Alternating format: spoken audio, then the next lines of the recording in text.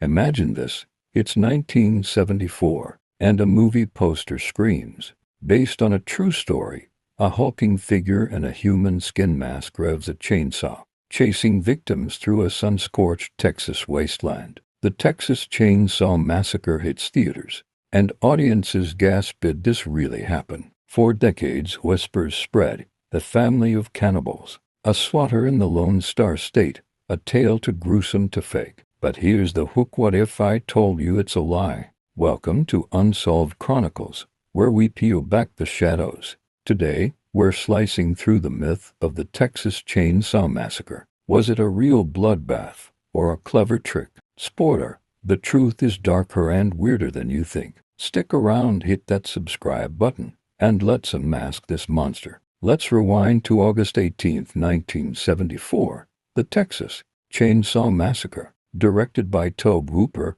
lands like a gut punch. 5 friends, Sally, Franklin, and the rest, stumble into a nightmare. A family of cannibals led by Leatherface, a chainsaw-wielding giant in a mask made of human flesh. The film's grainy look, the sweat-soaked actors, the raw screens, it feels real, like a snuff tape smuggled from hell. The opening crawl claims it's an account of the tragedy which befell a group of 5 youths, suggesting this happened in Texas. Audiences bought it. Theaters buzz with gasps. Some walked out, convinced they'd seen a crime scene. But here's the crack in the story. No record exists of a chainsaw massacre in Texas or anywhere. No police reports, no missing teens, no cannibal clan. So where did it come from? Hooper later admitted he drew from influences, not facts. The setting, rural Texas, was picked for its heat, its isolation, its vibe of decay.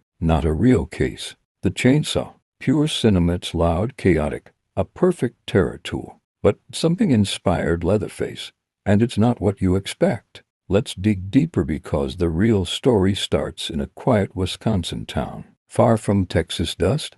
November 16, 1957, Plainfield, Wisconsin. A hardware store owner, Bernice Worden, vanishes. Police trace her to a rundown farm owned by Ed Guy, 51-year-old loner who'd lived with his mother until she died. They step inside and freeze. Human skulls top bedposts, chairs upholstered in skin. A box holds noses, lips, ears.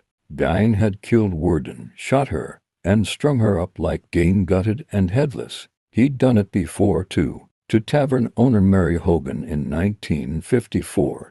But that's not all. He'd raided graves, stitching flesh into masks, belts, even a woman's suit to wear. Obsessed with becoming his mother. No chainsaws here, just knives, a rifle, and a sick mind. Guy confessed to murders, countless desecrations. Locked in an asylum. He died in 1984, quiet as he'd lived. So, how does this tie to Texas? Tobe Hooper saw Guy's story in the news as a kid. Those skin masks stuck with him. Leatherface's grotesque face, the family's macabre home, it's Guy's echo, twisted into fiction. But here's the kicker: Guy worked alone, not with a clan. No cannibals, no Texas, no chainsaw rampage. The film took a seed of truth and grew a forest of lies. So, the Texas Chainsaw Massacre, not a true story. No record backs the film's tale of a 1970s Texas slaughter. It's a myth spun from Ed